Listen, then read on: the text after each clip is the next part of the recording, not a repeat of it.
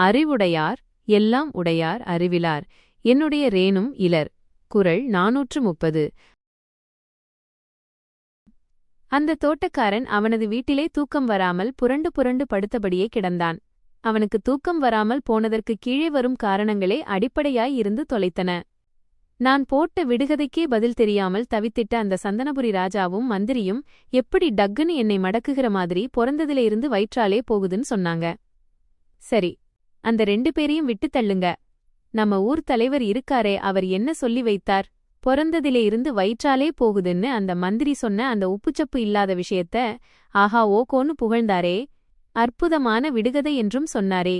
இதற்கெல்லாம் ஓர் முடிவு கட்டியே ஆக வேண்டும் என நினைத்து அந்த ராவோட ராவாக ஊர்த்தலைவர் வீட்டுக்கும் வந்து சேர்ந்திட்டான் அந்த தோட்டக்காரன். ஊர்க்கூட்டம் முடிந்ததுமே ராஜாவையும் மந்திரியையும் பார்த்து, இன்று இரவு என் வீட்டிலேயே உங்களுக்கு விருந்து என்று சொல்லி அப்போதே அந்த இருவரையும் அழைத்து கொண்டு போய்விட்டார் அந்த ஊர்த்தலைவர். அதனால்தான் ஊர்த்தலைவர் வீட்டை நோக்கி அந்த தோட்டக்காரன் வந்திடலானான். இப்போது இரவு சாப்பாட்டை முடித்து கொண்டதும் வாசலிலேயே 3 கயிற்றுக் கட்டில்களைப் போட்டு அதிலே அமர்ந்து கொண்டு இப்போது வெற்றிலைப்பாக்கு போடத் தொடங்கிவிட்டார்கள் ஊர்த்தலைவரும் அந்த இருவரும். இப்போது மந்திரியைப் பார்த்து அந்த ஊர்த்தலைவர் கேட்டார், மந்திரியாரே, நீங்க பொறந்ததிலே இருந்து வயிற்றாலே போகுதுன்னு சொல்லி அதையே ஒரு விடுகதையாகவும் ஆக்கிப்புட்டீங்களே, எப்படி இத திடீர்னு உருவாக்கினீங்க? இப்படி ஊர்த்தலைவர் கேட்டதுமே மந்திரி சிரித்துக்கொண்டே, ஊர்த்தலைவரே, நாங்களும் அந்த தோட்டக்காரனும் பேசிக் கொண்டிருக்கும்போது ஒரு பாம்பை விரட்டிக்கொண்டு ஒரு பெரிய கீரிப்பிள்ளை ஓடி வந்தது. சரி, பாம்பு மிக வேகமாக வயிற்றாலே ஊர்ந்தபடியே போனது. சரி, அதை பார்த்துமே நாமே ஏன் ஒரு விடுகதையை உருவாக்கிடக்கூடாதுன்னு எனக்கு தோன்றியது. அப்படியா? ஆமாம், பிறந்ததிலிருந்து பாம்பு வயிற்றாலே தானே செல்லும். அதனால் அதையே சொல்லி சமாளிப்போம் என்று அந்த நேரத்தில் அப்படி கூறியதாக ஒப்புக்கொண்டார் மந்திரி. தம்பி, இது ஒரு அற்புதமான விடுகதை என்று தெரியாமலேயே நீங்க சொல்லியிருக்கிறீர்கள் என்றார் ஊர்த்தலைவர். எப்படி? என்றனர் ராஜாவும் மந்திரியும். கிராமங்களிலே வாழ்வோர் கழிச்சல் மிகுதியாகப் போனால் வயிற்றாலே போகுதுன்னு சொல்வாங்க என்று ஊர்த்தலைவர் கூறியதுமே குபீரென்று சிரித்துவிட்டனர் ராஜாவும் மந்திரியும். நீங்க சொல்வது சரிதான் என்றனர் சிரிப்பை அடக்க முடியாமல். சபாஷ் என்றொரு சத்தம் கேட்டது சற்று தூரத்திலே. சவாஷ் போட்ட அந்த தோட்டக்காரன் அங்கே வந்து அந்த 3 பேருக்கும் தன் நன்றியை தெரிவித்துக் கொண்டான். எதற்கப்பா இந்த நன்றி என்பது போன்ற பெரிய விஷயங்கள் எல்லாம்? ஐயாமார்களே, நீங்க சொன்னது விடுகதையா இல்லையா என்கிற குழப்பத்திலே எனக்கு ராத்திரி பூராவும் தூக்கமே வரலை. இப்பதான் அது ஒரு அற்புதமான விடுகதைனும் தெரிஞ்சு போச்சே. இனிமேல் நான் போய் நல்லாவே தூங்குவேன் என்றபடி அவனும் புறப்பட்டு போய்ச் சேர்ந்தான் விடுவிடுன்னு.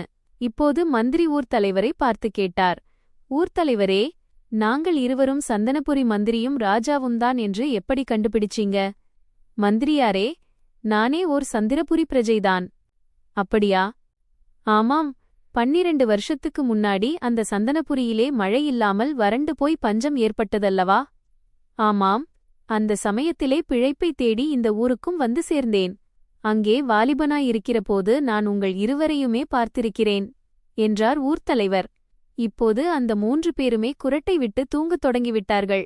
சற்று மெதுவாக காலை பொழுதின் அமைதியோடு பொழுது விடிந்ததும் விடியாததுமாயிருக்கிற அந்த நேரத்திலேயே எழுந்துவிட்டார்கள் ராஜாவும் மந்திரியும்.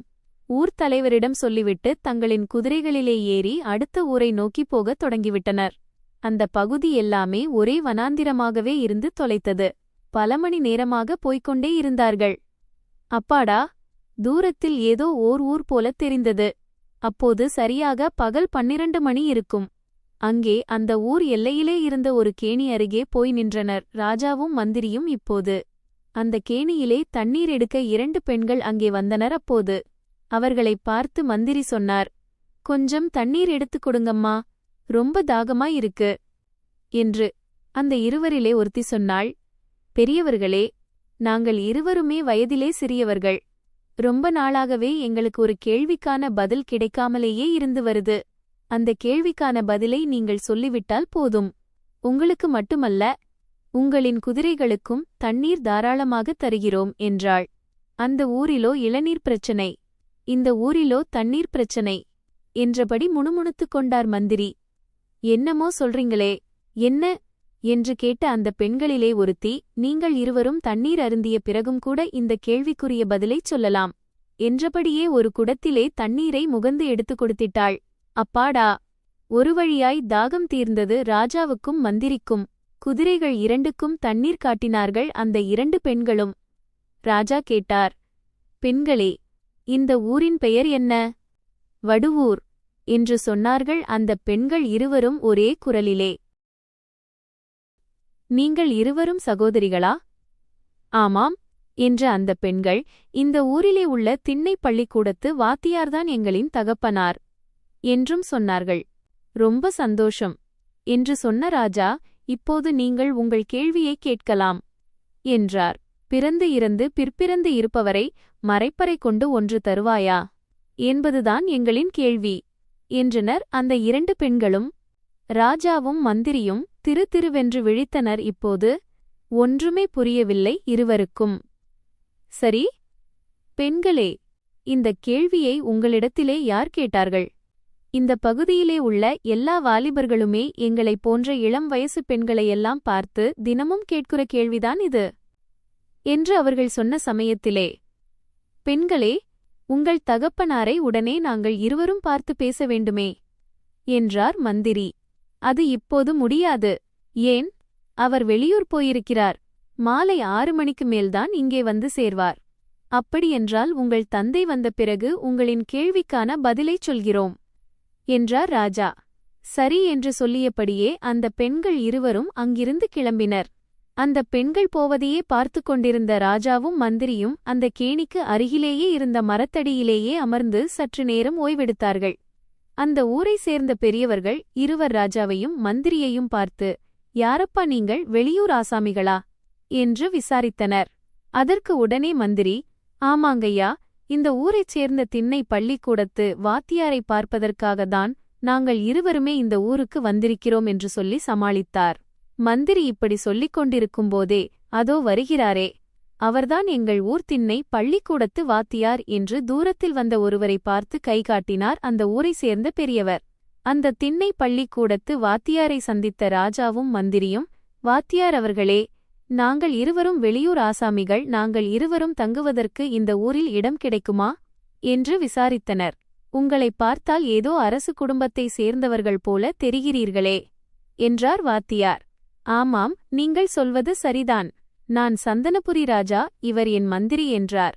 உங்களை சந்தித்ததில் மிக்க மகிழ்ச்சி, என்னுடைய இல்லத்திற்கு வாருங்கள் என்று பணிவாக கூப்பிட்டார் அந்த திண்ணை பள்ளிக்கூடத்து வாத்தியார்.